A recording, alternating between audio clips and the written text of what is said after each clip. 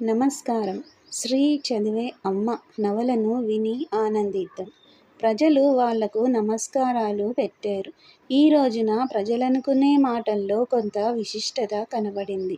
వాళ్ళు మెల్లగా మాట్లాడుకునే మాటలు కొన్ని ఆమె చెవుల్లో పడ్డాయి. అరుగోనయ్యా, నాయకులు వెళ్తున్నారు. నాయకులెవరో మనకేం తెలుసు? నేనేమీ వాళ్ళకపకారం జరగాలనడం లేదు. పక్కనే ఒక పెరట్లో నుంచి ఎవరో విరసంగా ఒక కేక వేశాడు. పోలీసు వాళ్ళు వాళ్ళని పట్టుకుంటారు. దానితో వాళ్ళ పని ఆఖరు. ఇదివరకొకసారి పట్టుకున్నారు కదా. ఒక కిటికీలో నుంచి ఒక ఆడమనిషి మొర వినబడింది. నువ్వేమి చేస్తున్నావో బాగా ఆలోచించుకో. పోషించవలసిన కుటుంబం ఒకటున్నదని సంగతి మర్చిపోకు. వాళ్ళు కాలు విరిగిపోయిన జోసిమో ఇంటి ముందు నుంచి నడుస్తున్నారు. పనిలో కాలుపోవడం చేత ఫ్యాక్టరీ వాళ్ళతనికి నెలవారీ పింఛనిస్తారు. అతడు కిటికీలో నుంచి తల బయటపెట్టి, ఏయ్ పావెల్, నీ మెడలు విరగ్గొడతారులే వెధవ, నీ రోగం కుదురుతుందిలే అన్నాడు.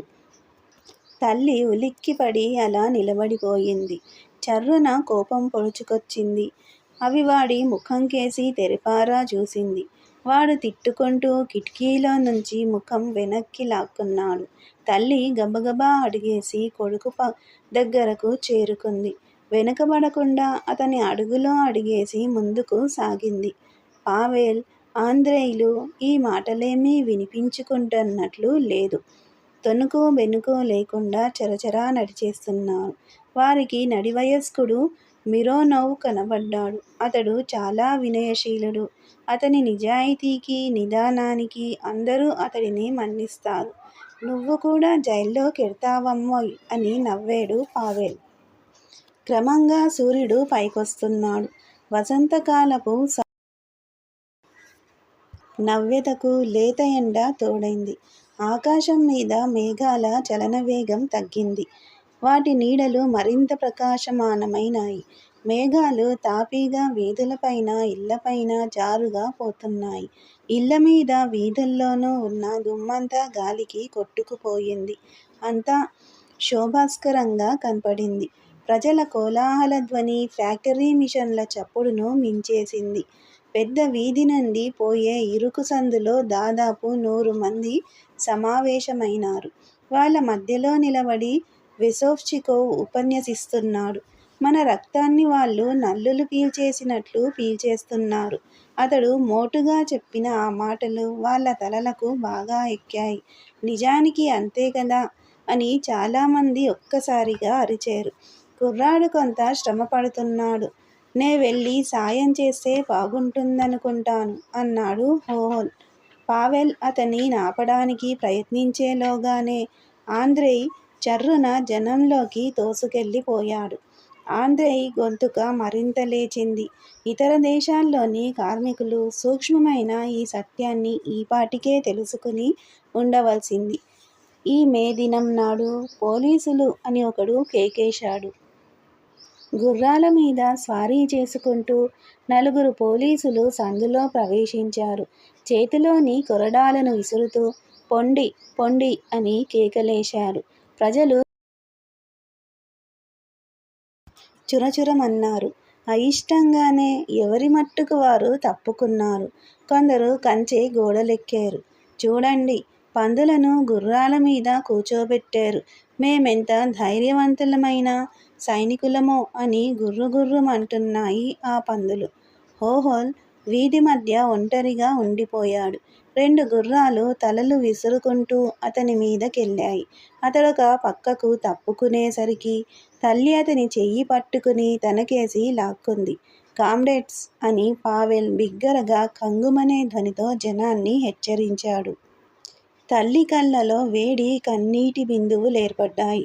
అమాంతంగా ఆమెలో గొప్ప బలం చేకూరినట్లనిపించింది. ఒక్క గంతేసి తన కొడుకు పక్కనే నిలబడింది. జనం సూదంటురాయిని ఇనుపముక్కలు పట్టినట్లు అతని చుట్టూ కడియం కట్టేరు. తల్లి అతని ముఖంకేసి తీక్ష్ణంగా చూసింది. ధైర్యము, గర్వము ఉట్టిపడే జ్యోతి అతని కళ్ళల్లో ఆమె కగుపడింది. కామ్రేడ్స్, ఈ రోజున మన ఎవరమో మన ఆదర్శమేమిటో విస్పష్టంగా తయారు చేసి మన పతాకాన్ని ఎగురవేయడానికి నిశ్చయించుకున్నాం. న్యాయానికి, ధర్మానికి, స్వేచ్ఛకి స్నేహమైనది పతాకం. పావెల్ అలా అనేసరికి జెండా కర్ర జనంలో నుంచి లేచింది. పెద్దదైన కర్రని పక్షిలాగున కార్మికుల జెండా పైకెగిరింది. పావెల్ చేయెత్తేసరికి జెండా గాలిలో రెపరెపలాడింది. డజను మంది తెల్లటి జెండా కర్రను గట్టిగా పట్టుకున్నారు. తల్లి కూడా చెయ్యేసింది. కార్మికులు చిరస్థాయిగా వర్ధిల్లాలి అని పావెల్ నినాదాన్నిచ్చాడు.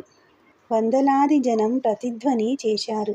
కామ్రేడ్స్, మన భావాలకన్నిటికీ జన్మస్థానమైన మన party social democratic workers party చిరస్థాయి అగుగాక. జనం ఒక్కసారిగా పొంగిపోయారు.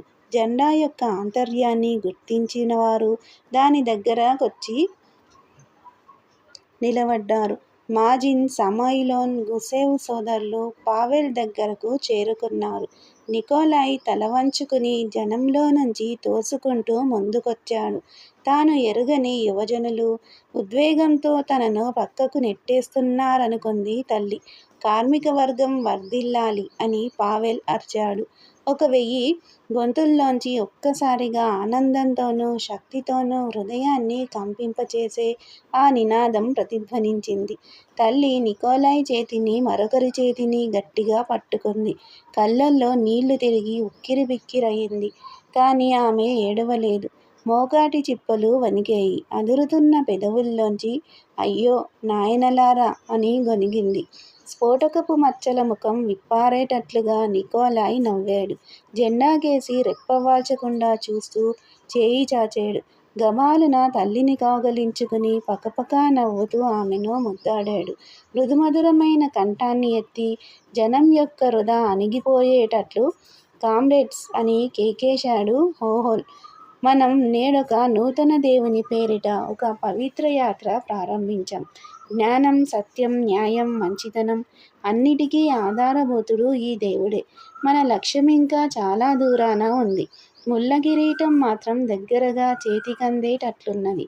సత్యం జయించి తీరుతుందనే విశ్వాసం లేనివారు, ఈ సత్యం కోసం ప్రాణార్పణకు ధైర్యం చాలనివారు, అందుకు కష్టపడే శక్తి తమకు లేదని భయపడేవారు పక్కకు తప్పుకోండి.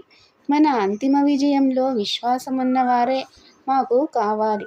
మన లక్ష్యాన్ని అర్థం చేసుకోలేని వారు మాతో పాటు నడవనక్కరలేదు. ఏమంటే వాళ్ళు దుఃఖపడతారు. కామ్రేడ్స్, మాతో చేరేవాళ్ళు చేరండి. స్వేచ్ఛాపరులైన జనం యొక్క పండుగ రోజు చిరస్థాయి అగుగాక. మే దినం చిరస్థాయి అగుగాక. గుంపు పెరిగిపోయింది. పావెల్ జెండాను పైకెత్తి పట్టుకున్నాడు. పావెల్ ముందుకు నడుస్తుంటే జెండా గాలిలో విప్పారి రెపరెపలాడింది. సూర్యకిరణాలు దానిమీద ప్రసరిస్తుంటే అది చిరునవ్వు నవ్వుతూ విహరించింది. పోదోర్ మాజిన్ పాట మొదలెట్టాడు. పాత ప్రపంచాన్నే పరిత్యజిద్దాం. డజన్ల కొద్దీ కంఠాలు లేచి అతని పాటనందుకున్నాయి. పాదాలనంటిన ధూళిని దులిపేద్దాం. తల్లి మాజిన్ వెనకాలే నడిచింది. ఆమె పెదవుల మీద చిరునవ్వు తొణికిసలాడుతోంది. దృష్టి మాత్రం జెండా మీద, తన కొడుకు మీద లగ్నమై ఉంది. ఆమె చుట్టూ సంతోషపరవశులైన జనం ముఖాలే కనబడుతున్నాయి. వివిధమైన రంగులు గల కళ్ళు ప్రకాశిస్తున్నాయి. ఎదుట తన కొడుకు ఆంద్రేయ్ నడుస్తున్నారు. వాళ్ళిద్దరి పాట ఆమెకు వినబడుతోంది. ఆంద్రేయ్ మృదుమధుర స్వరం, పావెల్ జీరగొంతుతో మిళితమై పాట సాగుతోంది. కార్మికులారా లేవండోయ్, సమరానికి లేవండోయ్, కష్టపడినా కడుపులు మండే కార్మికులారా లేవండోయ్. జనం ఎర్రజెండా తోసుకుంటూ ముందుకొస్తున్నారు. కేకలేసుకుంటూ పరిగెత్తుకొచ్చారు. కానీ వారి కేకలు, పాటలు మునిగిపోయాయి. ఆ పాట వాళ్ళు రోజూ మెల్లగా ఇళ్ళ దగ్గర పాడుకుంటున్నదే. కానీ ఈ రోజున ఏ అడ్డూ లేకుండా వీధుల్లో పాడుతుంటే దాని అద్భుత శక్తి వెల్లడైంది. నిరుపమానమైన ధైర్యాన్ని ఆ పాట ప్రతిధ్వనింపజేసింది. ఉజ్వలమైన భవిష్యత్తు కోసం సుదీర్ఘమైన పథాన నడవాలని ప్రబోధిస్తూ ఈ పాట ఆ మార్గంలో సంభవించే కష్టాలను ఎదుర్కోవాలని నిస్సంకోచంగా స్పష్టీకరించింది. నిదానంగా మండే మంటకు మసిపోయినట్లుగా ఆ పాట జనాన్ని అంటిపెట్టుకున్న పాత భావాలను తొలగించింది. కొత్తదంటే భయాన్ని బుగ్గి చేసేసింది. తల్లి తన ముందర నుంచి స్త్రీలు, పురుషులు ముందుకెళ్ళిపోతుంటే కొందరి ముఖాలు చాలా కలత చెంది ఉన్నట్లు చూసింది. జనం అలా ప్రవాహంలాగా పోతూనే ఉన్నారు. ఆ పాట వాళ్ళనలా ముందుకు లాక్కుపోతుందా అనుకుంది. ఆ పాట ఊపుతో రోడ్డు మీద జనాన్నందర్నీ తోసేస్తున్నట్లు అనిపించింది. ఎర్ర జెండాకేసి తలెత్తి చూసేసరికి ఆమె మనోనేత్రానికి ఆత్మవిశ్వాసంతో దగదగలాడే తన కొడుకు ముఖం కనబడింది. గబాలున ఊరేగింపు దేనికో గుద్దుకున్నట్లయింది. భయంకరమైన శబ్దంతో బారుబారంతా వెనక్కు దబాయించబడింది. ప్రవాహంలా సాగే పాట గజగజ వణికింది. కానీ వెంటనే మరింత బిగ్గరగానూ, వేగంగానూ సాగింది. కానీ మళ్ళీ ఆగిపోయింది. ఒక్కొక్కలే పాడడం మానుకుంటున్నారు. మళ్ళీ పాటను వెనుకటిలా విజృంభింపచేయడానికి కొన్ని స్వరాలు లేచాయి. కార్మికులారా లేవండోయ్, సమరానికి లేవండోయ్, కష్టపడినా కడుపులు నిండని కార్మికులారా లేవండోయ్. కానీ ఈ పిలుపులో మునుపటి పటుత్వం లేదు. మునుపటి ఏకాగ్రత లేదు. ఐకమత్యంతో కూడిన విశ్వాసం లోపించింది. వాళ్ళ గొంతుల్లో భయం ధ్వనిస్తోంది. ఊరేగింపుకు ముందేమి జరుగుతున్నదో తల్లి కగుపడ్డం లేదు. అక్కడ ఏమైందో ఆమెకు తెలియదు. కనుక జనాన్ని పక్కకు నెట్టుకుంటూ ముందుకెళ్ళడం మొదలెట్టింది.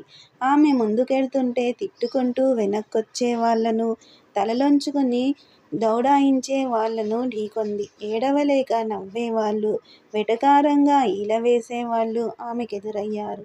ఆమె వాళ్ళ ముఖాలను పరిశీలనగా చూసింది. వాళ్ళను కళ్ళతో హెచ్చరించింది. పావెల్ కంఠస్వరంలో తొణుకు బొణుకు లేదు. మాటలు నిశితంగానూ, స్పష్టంగానూ వెలువడ్డాయి. కానీ జనం గుంపు పల్చబడుతోంది. ఒక్కొక్కలే వరుసలోంచి తప్పుకుని ఇంటిముఖం పడుతున్నారు. కొందరు గోడలకానుకుని చూస్తున్నారు. ఊరేగింపు కొయ్యశీల రూపం దాల్చింది. ముందు పావెల్ నిలబడ్డాడు. కార్మికుల అరుణ పతాకం అతని నెత్తిమీద రెపరెపలాడుతూ ఎగురుతోంది. నల్లటి పక్షి రెక్కలార్చుకుని ఎగిరిపోవడానికి సిద్ధంగా ఉన్నట్లుంది ఆ ఊరేగింపు. ఆ పక్షికి ముక్కు స్థానంలో పావెల్ ఉన్నాడు. వీధి చివరగా చౌకుకు వెళ్లే దారికి అడ్డంగా బూడిద రంగు దుస్తులను ధరించిన మనుషులు గోడ కట్టినట్లు నిలబడున్నారు. అందరూ ఒక్కలాగే ముఖాలు కనబడకుండా ఉన్నారు. ఆమె జనాన్ని తోసుకుంటూ ముందుకు సాగింది. జెండా చుట్టూ వలయం కట్టి ఉన్న తన స్వజనం దగ్గరగా చేరుకోవాలని ఆమె ప్రయత్నం. వాళ్ళని అంటిపెట్టుకుని వాళ్ళని బలపర్చే స్నేహితులు చుట్టూ ఉన్నారు. ఇలా తోసుకుపోవడంలో ఆమె ఒక పొడుగాటి మనిషిని, నున్నటి గడ్డం, ఒకే కన్ను కలవాడిని ఢీకొట్టింది. అతడు వెనక్కి తిరిగి, ఏం కావాలి నీకు? ఎవరు నువ్వు? అని అడిగాడు. నేను పావెల్ వ్లాసోవ్ తల్లిని అంది. ఆమెకా సమయంలో మోకాళ్ళు వణికాయి. కింద పెదవి వశం తప్పింది. ఓ అన్నాడు ఏకాక్షి. కామ్రేడ్స్, మనం జీవితమంతా ముందుకు సాగుతూనే ఉండాలి. మనకు మరో గత్యంతరం లేదు అన్నాడు పావెల్. తల్లి రెప్పవాల్చకుండా ఆ దృశ్యాన్ని చూసింది. వీధి వెడల్పున సిపాయిలు బూడిద రంగు తరంగంలో ముందుకు చొచ్చుకొచ్చారు. సన్నీల వెండి వెలుగులతో, నిర్దాక్షిణ్యమైన పట్టుదలతో వారు ముందుకు చొచ్చుకొస్తున్నారు. గబగబా 4 అడుగులేసి ఆమె తన కొడుకును సమీపించింది. అప్పుడే ఆంద్రేయ్ తన పొడుగైన శరీరాన్ని పావెల్ను కాపాడడానికి అతనికి అడ్డుగా పెట్టడం చూసింది. నా ప్రక్కకి వచ్చేయ్ కామ్రేడ్ అన్నాడు పావెల్ కఠినంగా. ఆంద్రేయ్ తల వెనక్కు వాల్చి, చేతులు వెనక్కు పెట్టి పాట పాడుతున్నాడు. పావెల్ అతన్ని భుజంతో తోసేసి మళ్ళీ కఠినంగా చెప్పాడు. పక్కకురా, నువ్వలా చెయ్యడానికి నీకు హక్కు లేదు. జెండా ముందు వెళ్ళాలి. చెదిరిపోండి అని ఒక పొట్టి ఆఫీసరు కత్తిని జులిపిస్తూ సన్నని గొంతుకతో కేకేశాడు. అతడు ముందుకు సాగుతూ, మోకాళ్ళు వంచకుండా కాళ్ళు ముందుకు విసురుతూ, బూటు మడమలతో నేల మీద దడదడా శబ్దం చేస్తున్నాడు. తల్లికి ఆ బూట్ల నిగనిగ ఇదివరకే తెలుసు. తన వెనకాల నుండి జనం పరిగెత్తుతూ ఆవేశంతో అరుస్తూ ఉండడం తల్లి చెవిన పడింది. సోదరులారా, చెదిరిపోండి! బ్లాసోవ్, పరిగెత్తు! వెనక్కొచ్చేయ్ పావెల్!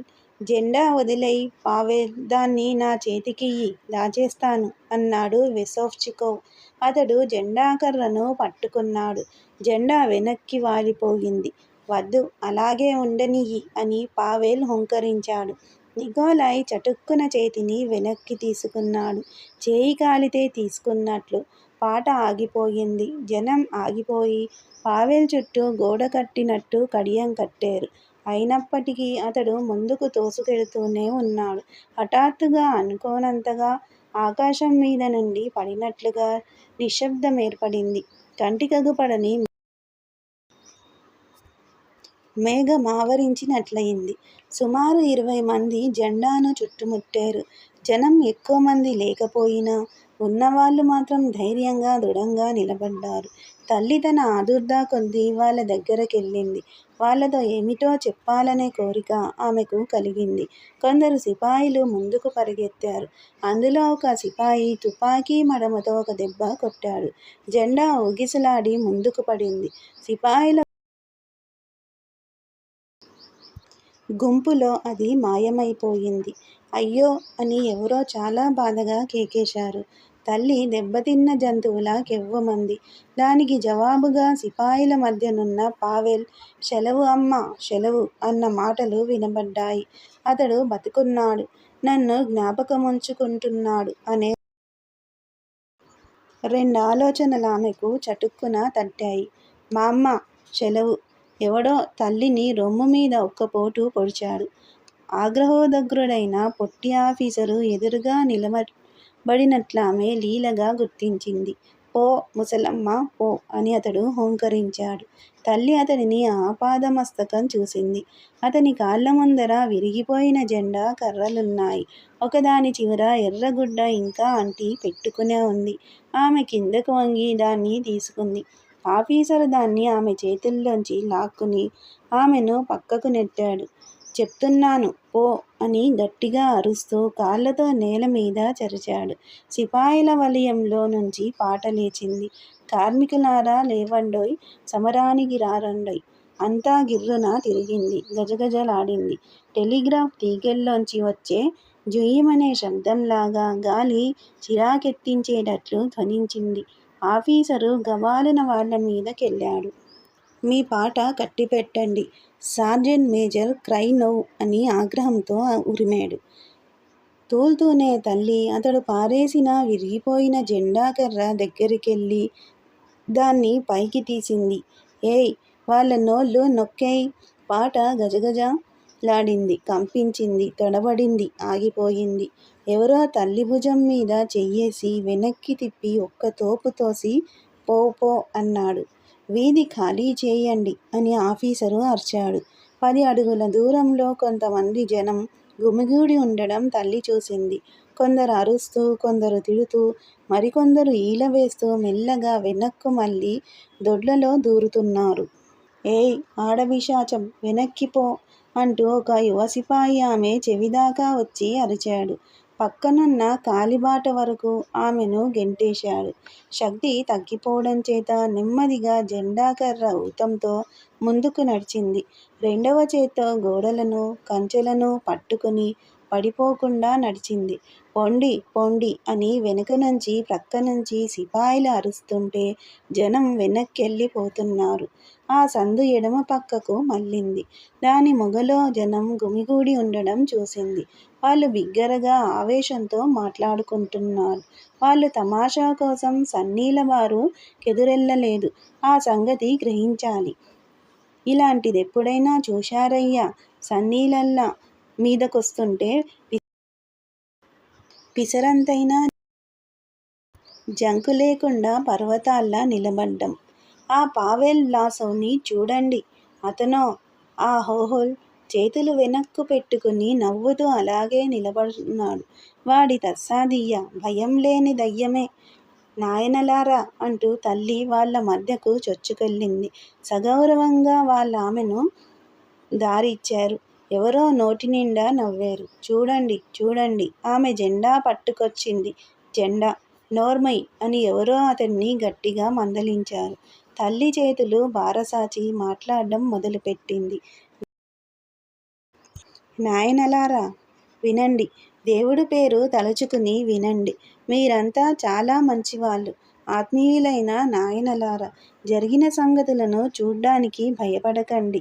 సాక్షాత్తు మన పిల్లలు, మన రక్తంలో రక్తమైన పిల్లలు అందరికీ సమానంగా న్యాయం జరగాలనే సంకల్పంతో కొత్త ప్రపంచంలో పడ్డారు. మీకందరికీ, మీకు పుట్టబోయే పిల్లలందరికీ మంచి జరిగే రోజుల కోసం వెదకడానికి వారు కంకణం కట్టుకున్నారు. సత్యము, న్యాయము గల మరొక జీవిత విధానాన్ని వాళ్ళు అన్వేషిస్తున్నారు.